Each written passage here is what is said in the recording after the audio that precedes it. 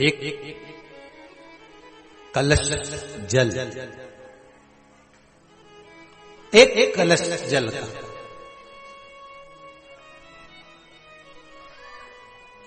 एक बेलपत्र।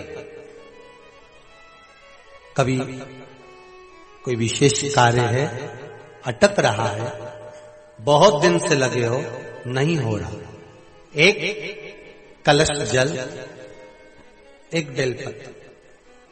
शिव मंदिर में जब बेलपत्र लेकर जाएं, बेलपत्र रखी सीधे हाथ में, उसके ऊपर रख लिया कलश, उसमें जल भरा हुआ हो, अपनी कामना कर कर मंदिर में पहुंचकर कलश को उल्टे हाथ में लेकर बेलपत्र को पहले अशोक सुंदरी वाली जगह पर, ये डंडी का जो भाग है जहां से पानी बहता है, अशोक सुंदरी की जो जगह होती है, और ये पत्ती उस जगह पर उसको रख दें, अशोक सुंदरी वाली जगह पर, और शंकर भगवान को सीधे हाथ में जल लेकर अशोक सुंदरी वाली जगह पर जल समर्पित कर कर शंकर भगवान के चारों ओर जल छोड़कर फिर शिव जी के शिवलिंग पर जल समर्पित करें।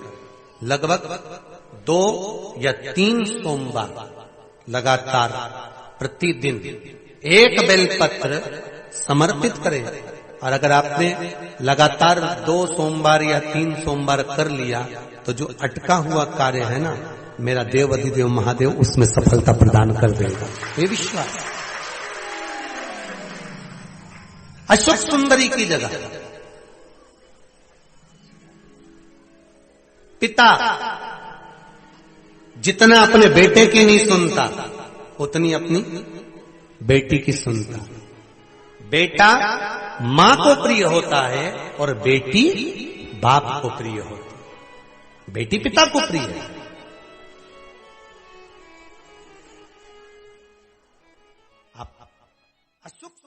हर हर महादेव, श्री शिवाय नमस्तुभ्यं। मेरे चैनल को सब्सक्राइब करें और बेल आइकन प्रेस करें, जिससे कि आप सुन रहे हो, जितने फेसबुक और यूट्यूब पर सुन रहे हो, बहुत सावधानी से सुनना। 2 बार पशुपति व्रत कर लिए आपने, ये कर लिया आपने, प्रदोष कर लिया आपने, सोमवार कर लिया आपने, सारे अनुष्ठान कर लिए, बहुत सारे उपाय भी करे, तो शुक्रवार के दिन अगर शंकर के मंदिर में जल चढ़ाया जाए तो नारी का अखंड सौभाग्य होता है। शुक्रवार के दिन बेलपत्री के वृक्ष के नीचे बैठकर घृत का दिया लगाकर शरीर में जो रोग है उसका स्मरण कर कर कल करके देखना। जो बच्चा चिड़चिड़ कर रहा हो, बहुत गुस्सा कर रहा हो, बहुत गुस्सा, जो बहू चिड़चिड़ कर रही हो, जो सास चिड़चिड़ कर रही हो, भाई बंधु कुटुंब कोई चिड़चिड़ कर रहा हो, बहुत क्लेश घर में हो रहा हो, एक कटोरी में पानी लो, तुमरुका जी का नाम लो, शिव जी का नाम लेकर, तुमरुका जी का नाम लेकर थोड़ा सा पानी का आचमन करा दो। 10 मिनट 5 मिनट में एकदम चुप, लड़ी नहीं सकती, गुस्सा। लक्ष्मी सबसे ज्यादा प्रसन्न कौन से दिन होती है? जम के बोलिए जरा। शुक्रवार। तो शुक्रवार को लक्ष्मी सबसे ज्यादा प्रसन्न क्यों होती है? शिव महापुराण यहाँ तक विष्णु पुराण करती है, स्कंद पुराण वर्णन करती है, कार्तिक खंड वर्णन करता है कि तुलसी का क्यारा गोल है, चौकोर है, षडाकार का है। उसका भी प्रमाण हमारे शास्त्र में लिखा हुआ है कि अगर तुलसी का कुंड गोल है तो वो ऐश्वर्य प्राप्त करता है, तुलसी का कुंड चौकोर है तो वंश की वृद्धि करता है, तुलसी का कुंडा अगर षडाकृति का है, 6 फलक वाला है, तो वो घर में संपदा की वृद्धि करता है। ये तुलसी के कुंड का भी प्रमाण हमारे यहाँ शास्त्र में लिखा हुआ है कि कुंडा कैसा होना चाहिए, तुलसी के कुंड की आकृति कैसी होना चाहिए। उसका प्रसन्न होने का कारण क्या था? लक्ष्मी जी के 2 भाई थे, दोनों की शादी नहीं हो रही थी, दाता और विधाता, दोनों का विवाह नहीं हो रहा। और दाता विधाता के लिए लक्ष्मी बड़ी परेशान थी, रोज नारायण से कहती थी प्रभु कुछ कृपा करिए, दाता विधाता का विवाह नहीं हो रहा, उम्र होती चली जा रही है, इनका कुछ करिए प्रभु, आप नारायण आप कुछ तो कर सकते हो। भगवान नारायण ने तब लक्ष्मी से कहा एक काम करो, बेलपत्री के पेड़ के नीचे बैठकर लक्ष्मी तुम अनुष्ठान करो तुम्हारे भाइयों के विवाह के लिए। इसलिए आज भी हमारे हिंदू धर्म की रीति है कि बेलपत्री के पेड़ के नीचे शाम के समय लक्ष्मी का वासा होता है। इसलिए लोग इस बेलपत्री के पेड़ के नीचे तुम्हारा रात्रि को शाम को 6 बजे से लेकर रात्रि को 8 बजे तक तुम्हारा निवास होगा। जैसे पीपल के पेड़ में देवताओं का निवास आप लोगों ने यदि पद्म पुराण पढ़ी होगी या सुनी होगी तो उसमें स्पष्ट कहा है, पीपल के वृक्ष की गणना ध्यान देना, पीपल के वृक्ष में सुबह 4 बजे से लेकर 7 बजे तक ब्रह्मा जी का वासा होता है। पीपल के वृक्ष में सुबह 7 बजे तक ब्रह्मा जी का वासा, 7 बजे से लेकर 10:30 बजे तक पीपल के वृक्ष में भगवान विष्णु का वासा होता है। कितनी बजे तक? 10:30। 10:30 से लेकर 11:30 12 बजे तक पीपल के वृक्ष में पितरों का वासा होता है। इसलिए हमारे यहां पितरों को श्राद्ध पक्ष में जो भोजन कराया जाता है वो 10:30 से 12 के बीच में कराया जाता है। 12 बजे के बाद पीपल के वृक्ष में दोपहर के 1:30 बजे तक आहूतों का वासा रहता है। आहूत कौन? जो गर्भ में शांत हो गए, जो कुंवारी अवस्था में शांत हो गए, जो जन्म लेने के बाद उनका विवाह नहीं हुआ और शांत हो गए, उन आहूतों का वासा उस पीपल के वृक्ष में दोपहर में 1:30 बजे तक रहता है। उसके बाद में प्रेतों का वासा चालू होता है। इसलिए दोपहर के समय पीपल के पेड़ की परिक्रमा नहीं होती। फिर शाम को 4 बजे से 7 बजे तक पीपल के वृक्ष में शंकर जी का वासा होता है। इसलिए शाम के समय पीपल की परिक्रमा नहीं होती।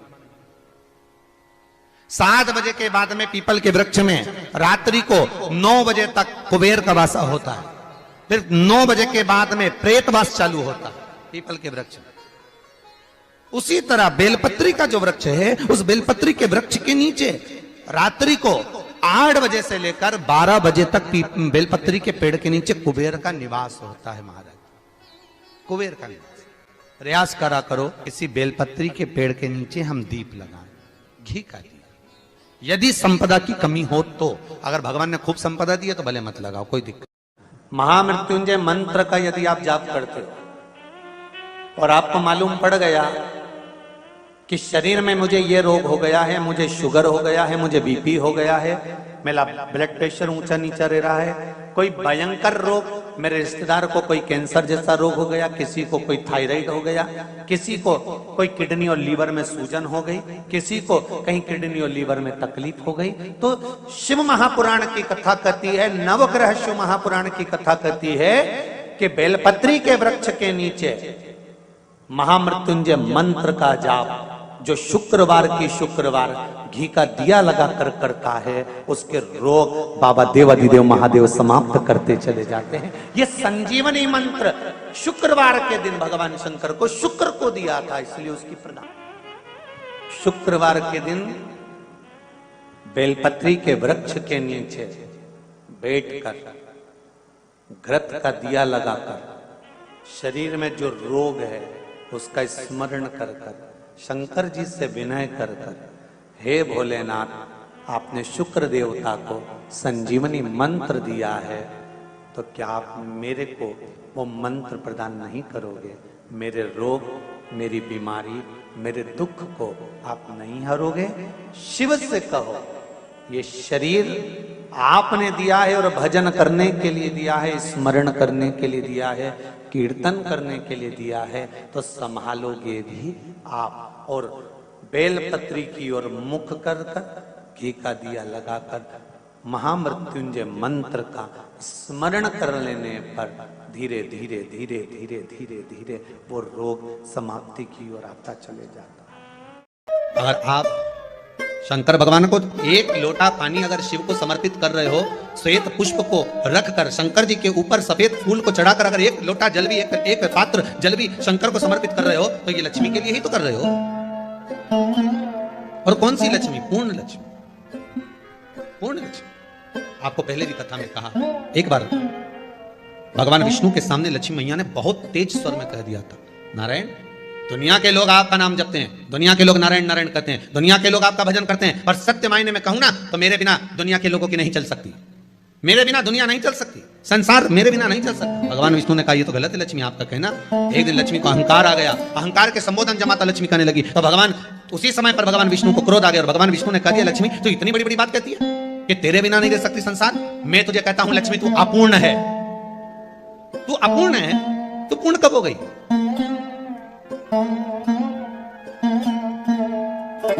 तेरी पूर्णता कहां हो गई? लक्ष्मी की आंख से आंसू बहने लगे, आज आपने मुझे अपूर्ण कहा। आपको मालूम है आप मुझे अपूर्ण कर रहे हो? आपको ये ज्ञात हो रहा है आप मुझे अपूर्ण कर रहे हो? भगवान कहते हैं हाँ लक्ष्मी, मैंने तुझे अपूर्ण कहा। अपूर्णता का मतलब आप जानते हो ना? भगवान कहते हैं लक्ष्मी मैं सब जानता हूं। लक्ष्मी रोती हुई माता सरस्वती के पास पहुंच गई। सरस्वती ने पूछा क्या बात है लक्ष्मी, क्यों रो रही हो? लक्ष्मी जी ने कहा क्या बताऊं सखी, मेरे पति ने आज मुझे अपूर्ण कर दिया। तो क्यों रो रही है तू? अपूर्ण अगर कह दिया, पति ने ही तो कहा है ना, तो क्यों रोना? चल मेरे साथ। और सरस्वती मैया माता लक्ष्मी को लेकर सीधे पहुंच गई माता पार्वती के यहाँ। माता पार्वती के यहाँ जब पहुंचे, माता पार्वती ने लक्ष्मी जी को देखा और सरस्वती को देखा तो पूछा कि बात क्या है, क्या हो गया ऐसा, क्या हुआ, क्या है ऐसा जो तुम दोनों आज मेरे पास में आई? क्या हुआ? पार्वती जी कुछ बोलती, शिव जी का ध्यान माता सरस्वती की ओर और लक्ष्मी की ओर गया और भगवान शंकर जान गए कि आज भगवान नारायण ने लक्ष्मी जी को अपूर्ण कहा है। अब देखें माता पार्वती क्या कर सकती है, इसको पूर्ण बनाने के लिए करेगी क्या? क्या हुआ? माता सरस्वती जी बोली लक्ष्मी को अपूर्ण कर दिया। अपूर्ण कर दिया? हाँ, तो क्या सोचना उसके लिए, इसको मैं अभी पूर्ण बना देती हूँ। माता जगतजननी पार्वती ने गोदी में विराजमान गणेश जी को उठाया और उठाकर लक्ष्मी जी की गोद में दे दिया। ले लक्ष्मी, आज से तो पूर्ण हो गई। लक्ष्मी आज से तो पूर्ण है। गोदी में जब तक संतान नहीं है तो नारी को लोग अपूर्ण समझते हैं, पर माता पार्वती जी ने संपूर्ण ब्रह्मांड में एक सिद्धता प्रदान कर दी कि अपने गोदी के लाल को, अपने गोदी के पुत्र को माता ने लक्ष्मी की गोद में देकर लक्ष्मी को पूर्ण बनाया। शिव महापुराण यहाँ तक विष्णु पुराण करती है, स्कंद पुराण वर्णन करती है, कार्तिक खंड वर्णन करता है कि तुलसी का क्यारा गोल है, चौकोर है, षडाकार का है। उसका भी प्रमाण हमारे शास्त्र में लिखा हुआ है कि अगर तुलसी का कुंड गोल है तो वो ऐश्वर्य प्राप्त करता है, तुलसी का कुंड चौकोर है तो वंश की वृद्धि करता है, तुलसी का कुंडा अगर षडाकृति का है, 6 फलक वाला है तो वो घर में संपदा की वृद्धि करता है। ये तुलसी के कुंड का भी प्रमाण हमारे यहाँ शास्त्र में लिखा हुआ है कि कुंडा कैसा होना चाहिए, तुलसी के कुंड की आकृति कैसी होना चाहिए, तुलसी का कुंड होना कैसा चाहिए, उसका भी प्रमाण हमारे यहाँ स्कंद पुराण में लिखा हुआ है, विष्णु पुराण में लिखा हुआ है कि आपको क्या किस रूप में चाहिए। पर जगत है ना, दुनिया के आगे हाथ फैलाओ, जाकर निवेदन करो,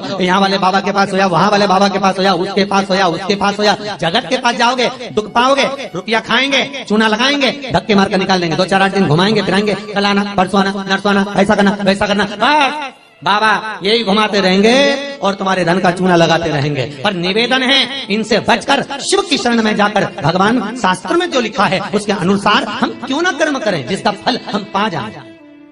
हम क्यों ना ऐसा कर्म करें जिसके फल को हम पा सकें। हम क्यों भ्रमित हुए? हमारे यहाँ तुलसी के कुंड का भी विधान है। गोल कुंडा है ऐश्वर्य देगा, चौकोर कुंडा है, आप लोग कई बार देखे होंगे किसी किसी के यहाँ चौकोर तुलसी का क्यारा होता है, कुंडा होता है, वो वंश बड़ा, षडाकृति का है, वो धन देता है, संपदा। दोष हमारा है, हम तुलसी के कुंडे के नीचे शंकर जी को रख देते हैं। क्यों?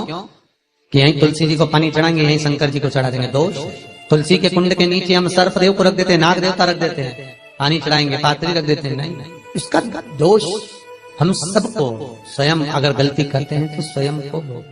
कैसा कुंड हो, 7 तरह के कुंडों का व्याख्यान तुलसी के रूप में कहा गया है। पहला गोल, दूसरा चौकोर, तीसरा षडाकृति, चौथा त्रिवेणी, 3 कोने वाला कुंडा। शास्त्र कहता है जिसके मार्ग घर में टुकड़े हो रहे हो, घर विभाजन की ओर हो रहा हो, तो 3 कोण का कुंडा घर में रखकर पूजा करने पर परिवार एक हो जाता है।